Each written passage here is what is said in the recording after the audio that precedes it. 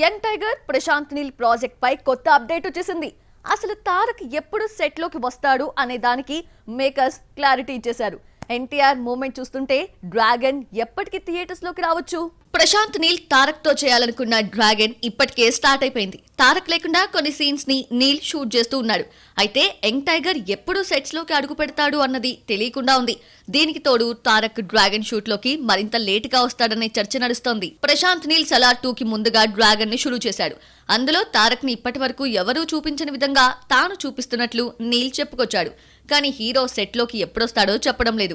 Fans ఒత్తిడి పెరగడంతో తాజాగా ఇచ్చిన అప్డేట్ లో ఏప్రిల్ 22 నుంచి తారక్ షూటింగ్ లోకి అడుగు పెట్టబోతున్నట్లు అనౌన్స్ చేశారు. తారక్ ఏప్రిల్ 22న ఓ క్రేజీ ఎపిసోడ్ లో జాయిన్ కాబోతున్నారు. సినిమాకు ఈ ఎపిసోడ్ ఎంతో కీలకం కానుంది.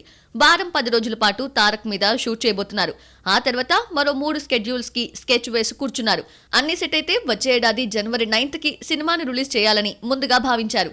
కానీ చివరి నిమిషంలో కేజీఎఫ్ సెంటిమెంట్ ని నమ్ముకొని 2026 ఏప్రిల్ 9th కి సినిమాను తీసుకురావాలని చూస్తున్నారు. వార్ 2 తర్వాత నందమూరి హీరో నుంచి వచ్చే సినిమా ఇదే కావడంతో పాటు తారక్ ని నీల్ ఎలా చూపిస్తాడు అనే దానిపై మార్కెట్లో ఆసక్తి నెలకొంది.